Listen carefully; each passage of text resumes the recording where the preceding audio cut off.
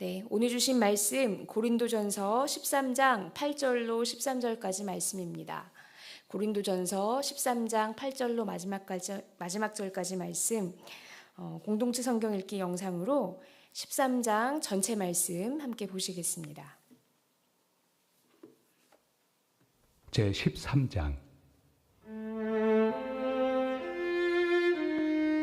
내가 사람의 방언과 천사의 말을 할지라도 사랑이 없으면 소리나는 구리와 울리는 꽹과리가 되고, 내가 예언하는 능력이 있어 모든 비밀과 모든 지식을 알고 또 산을 옮길 만한 모든 믿음이 있을지라도 사랑이 없으면 내가 아무것도 아니요.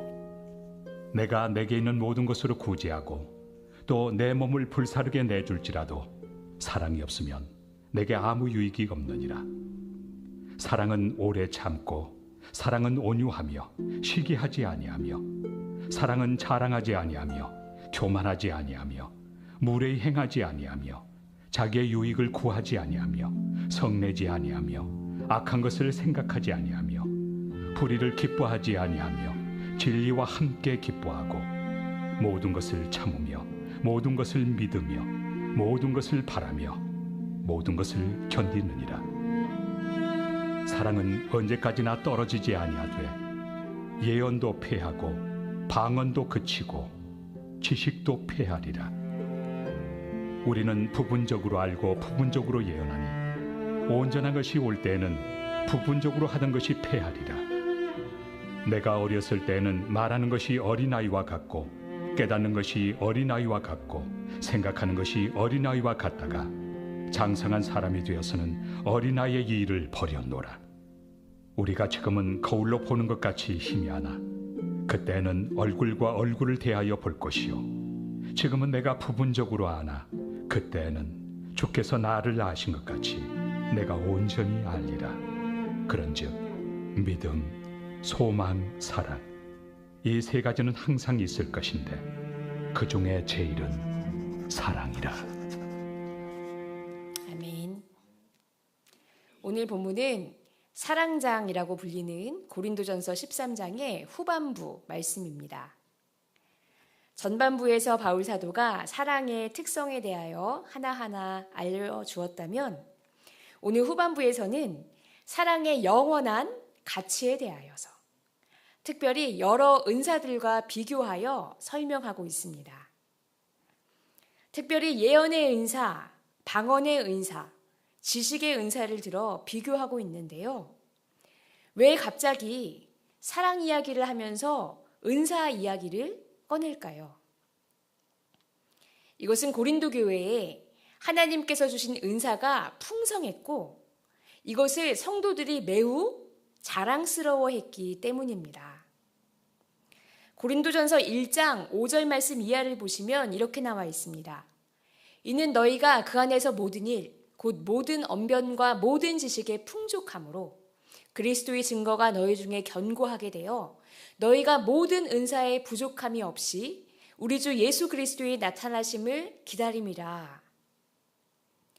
고린도 교회 성도들은 모든 언변과 모든 지식, 모든 은사에 부족함이 없이 풍족하게 받았습니다. 하나님께서 특별한 은혜를 넘치게 주셨습니다. 그러다 보니 성도들이 교만하여져서 마치 원래부터 자기들에게 타고난 것인 양 자랑하기도 하였습니다. 이 부분이 이전에 읽었던 4장 7절 말씀에 나와 있습니다. 누가 너를 남달리 구별하였느냐? 내게 있는 것 중에 받지 아니한 것이 무엇이냐? 내가 받았은즉 어찌하여 받지 아니한 것 같이 자랑하느냐? 너희들의 은사 모든 것이 하나님께로부터 받은 것인데 왜 받은 것이 아닌 것처럼 원래부터 타고난 것인 양 자랑하고 있느냐 하는 것입니다. 이처럼 고린도 교회 성도들은 내가 받은 은사가 최고라고 여기며 의기양양해 하다가 더 중요한 것을 잊었습니다. 그것이 무엇일까요? 바로 사랑입니다. 이것을 오늘 본문에서 바울 사도가 설명하는데요. 바로 8절부터 10절까지 잘 나와 있습니다. 8절부터 9절, 10절 제가 읽을 때 같이 읽어주시면 감사하겠습니다. 사랑은 언제까지나 떨어지지 아니하되 예언도 패하고 방언도 그치고 지식도 패하리라. 우리는 부분적으로 알고 부분적으로 예언하니 온전한 것이 올 때에는 부분적으로 하던 것이 패하리라. 아멘. 여기서 패하다라는 말이 8절 말씀에 2번, 그리고 10절에 1번, 총 3번 나옵니다. 패하다. 새번역 성경에서는 사라진다라고 번역되어 있습니다. 원어의 뉘앙스로 보면 더 이상 활동하지 않는다, 더 이상 유효하지 않다라는 뜻이 담겨 있습니다. 즉, 성도들이 그토록 자랑스러워하는 예언의 은사, 방언의 은사, 지식의 은사도 결국에는 그 효력이 그칠 때가 온다는 것입니다.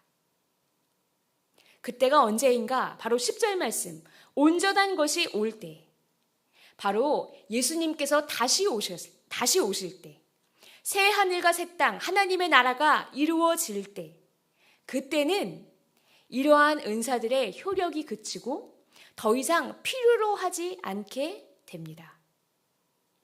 왜냐하면 이러한 은사들은 9절 말씀처럼 전체가 아니라 바로 부분을 알고 부분을 예언하는 것이기 때문입니다. 우리가 예언, 바로 하나님의 뜻이 무엇인지 전하는 은사, 방언, 하늘의 언어로 기도하는 은사, 지식, 하나님에 대하여 잘 가르칠 수 있는 은사가 있어도 사실은 하나님께서 커튼을 열어 보여주신 것만큼만 알 뿐입니다. 계시에 대한 비유로 커튼이 잘 사용됩니다. 우리는 열리지 않은 부분, 아직 커튼으로 가려져 있는 부분은 알래야 알 수가 없고 볼래야 볼 수가 없습니다. 즉, 하나님께서 젖혀 보여주신 일부만 우리는 은사를 사용하여 보고 깨닫고 알 수 있을 뿐입니다. 그래서 바울은 우리가 알아도 그것은 부분적으로 아는 것이고 부분적으로 예언하는 것이다 라고 말한 것입니다. 그런데 마지막 때가 오면, 온전한 것이 올 때, 바로 하나님께서 가려졌던 것들을 다 활짝 열어 보여주십니다. 그래서 제한적이고 한계가 있는 은사들은 더 이상 필요하지 않게 됩니다. 은사는 우리가 신앙 여정을 잘 걸어갈 수 있도록 하나님께서 특별히 주신 선물입니다. 은사는 목적이 아니라 우리를 돕는 도구라는 사실을 알아야 합니다. 그래서 우리가 마지막 하나님 앞에 온전히 서게 될 때는 이 도구들이 역할을 다 마치게 되는 것입니다. 그런데 은사와 다른 것이 있습니다. 바로 사랑입니다. 9절 말씀에 보시면, 8절 말씀에 보시면 사랑은 언제까지나 떨어지지 아니하되, 사랑은 효력이 떨어지지 않고 사라지지도 않는다고 하였습니다. 왜냐하면 사랑은 하나님 그 자체이시기 때문입니다. 하나님 나라의 본질이 바로 사랑입니다. 그래서 하나님의 사랑은 영원합니다. 하나님의 사랑은 변하지 않습니다. 은사도 사랑하셔서 주신 것입니다. 그래서 사랑과 은사가 주객전도 되어서는 안 된다는 것입니다. 은사를 크게 보고 떠받드느라 교회 안에서 이루어야 할, 우리의 관계 안에서 이루어야 할 사랑의 명령을 경홀히 여긴다면 안 되는 것입니다. 또 바울 사도는 은사의 한계에 대하여 계속해서 설명하는데요. 바로 11절 말씀입니다. 내가 어렸을 때는 말하는 것이 어린아이와 같고 깨닫는 것이 어린아이와 같고 생각하는 것이 어린아이와 같다가 장성한 사람이 되어서는 어린아이의 일을 버렸노라. 하나님께서 주신 은사를 어린아이의 일로 비교하고 있는데요. 이것은 은사가 소꿉놀이처럼 유치하다고 폄하하는 것은 아닙니다. 어린이는 어린이답게 말하고 생각합니다. 제 아무리 똑똑한 어른이라고 해도 추상적인 개념을 잘 이해하지 못합니다. 거룩, 복음, 겸손, 이 단어를 말해서는 무슨 말인지 모릅니다. 그래서 아이들에게 하나님 말씀을 가르칠 때는 그림을 보여줘야 하고 또 쉽고 단순하게 설명해야 이해할 수 있습니다. 그러나 어린이가 장성하여 어른이 되면 신앙이 자라고 성숙의 과정으로 걷다 보면 그림을 보여주지 않아도 됩니다. 추상적인 개념도 단어를 들으면 바로 이해합니다. 어른이 되면 이렇게 어린아이의 도구를 버리는 것처럼 은사도 마찬가지라고 설명합니다. 아직 신앙이 한참 자라고 있을 때는 은사에 대한 의존도가 높습니다. 받은 은사에 대해 자랑하는 마음도 많습니다. 그러나 신앙이 성숙하여 하나님 앞에 서게 될 때는 은사보다는 사랑하는 삶을 살기를 구하게 된다는 것입니다. 또 12절 말씀에서는 거울의 비유를 들고 있습니다. 우리 12절 말씀 한 번 더 저와 함께 읽어주시면 감사하겠습니다. 우리가 지금은 거울로 보는 것 같이 희미하나 그때에는 얼굴과 얼굴을 대하여 볼 것이요. 지금은 내가 부분적으로 아나 그때에는 주께서 나를 아신 것 같이 내가 온전히 알리라. 아멘. 지금은 거울로 보는 것 같이 희미하나. 거울이 선명한데 왜 희미한가 하는 생각이 들지만 그렇지 않습니다. 당시의 거울은 오늘날의 거울과 달라서 당시에는 청동이나 구리, 은에다가 광을 내어서 거울을 만들었습니다. 그래서 그 비춰지는 상이 어둡고 선명하지 않고 또 왜곡도 많았습니다. 특히 거울로 보는 것 같이 희미하다라고 써 있는데요. 이 희미하다라는 헬라어 원어를 보시면 수수께끼다, 불가사의한 일이다 라는 뜻이 있습니다. 거울에 비춰진 모습이 수수께끼 같고 불가사의하게 보인다니. 당시에 거울로 보는 것이 얼마나 모호했다는 뜻일까요? 즉 고대의 사람들은 오늘날 우리들이 거울로 얼굴을 보듯이 선명하게 보지 못하였습니다. 이것은 지금 우리가 주님을 보고 아는 것과 비슷합니다. 지금 우리가 주님을 아는 것은 선명하지 않고 희미합니다. 우리가 지식과 방언, 예언의 은사를 많이 받았다 하더라도 그리고 그 은사를 활용하여 주님을 보려고 애쓴다고 해도 그 알은 청동 거울로 보는 것처럼 선명하지 않고 완전하지 못합니다. 그러나 마지막 그때에는 주님과 우리가 얼굴과 얼굴을 대면하여 뵙게 됩니다.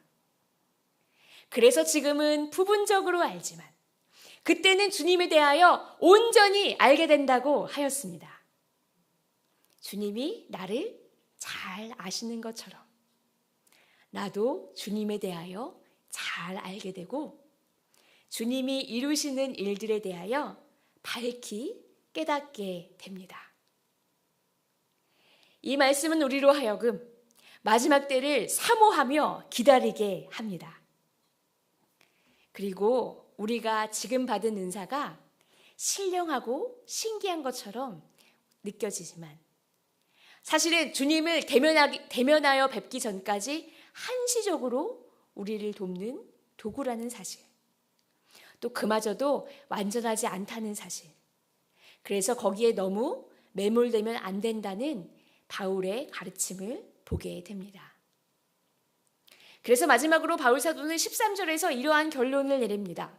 우리 13절 말씀 모두가 사랑하는 말씀인데요. 우리 마지막으로 함께 더 읽으시겠습니다. 그런즉 믿음, 소망, 사랑 이 세 가지는 항상 있을 것인데 그 중에 제일은 사랑이라. 아멘. 마지막 때 효력이 사라지는 은사와 달리 영원히 있을 세 가지가 있습니다. 바로 믿음, 소망, 사랑입니다. 그런데 그 중에서도 가장 제일인 것, 가장 으뜸이 되고 큰 가치가 있으니 바로 사랑이라고 하였습니다. 우리가 천국에 가면 사실 지금만큼 믿음을 사용할 일이 없습니다. 왜냐하면 주님을 직접 뵙기 때문입니다. 소망도 그렇습니다. 왜냐하면 우리가 바라던 것이 이미 거기에 있기 때문입니다. 그러나 사랑은 멈추지 않습니다. 요한일서 4장 8절 말씀처럼 하나님은 사랑이시기 때문에, 그리고 그 사랑으로 우리와 하나님의 영원한 관계가 이어지기 때문에 그렇습니다. 이제 오늘 말씀을 정리하고자 합니다. 하나님께서는 오늘 말씀을 통하여서 은사도 귀하지만 사랑이 더 귀하다는 사실을 알려주십니다. 방언을 한다고 자랑하지 말고, 지식과 예언의 은사가 있다고 교만하지 말고, 그보다 더 중요한 사랑을 이루며 살아갔으면 좋겠다 말씀하십니다. 바라기는 우리가 오늘 하루를 살아가면서 우리의 지식을 뽐내거나 번지르르한 말을 하기보다는 사소한 일에서부터 사랑을 실천할 수 있으면 참 좋겠습니다. 그러면 그 순간이 사랑 그 자체이신 하나님과 연결되는 순간이 될 것입니다. 하나님을 참 기쁘시게 해드리며 하나님 사랑의 뜻이 한층 더 이루어지는 발걸음이 될 것입니다. 이렇게 우리의 마음과 삶 가운데서 교만보다 사랑, 미움보다 사랑의 면적을 더 넓혀나가는 저와 여러분의 삶 되시기를 주님의 이름으로 축원합니다. 다 같이 기도하시겠습니다. 사랑이신 하나님, 저희가 보기에 좋아 보이는 삶이 아니라 하나님이 원하시는 사랑의 삶을 살 수 있도록 도와주시옵소서. 세우신 자리에서 작은 사랑의 한마디, 작은 사랑의 손길을 내밀 수 있도록 인도하여 주시옵소서. 예수님의 이름으로 기도합니다. 아멘.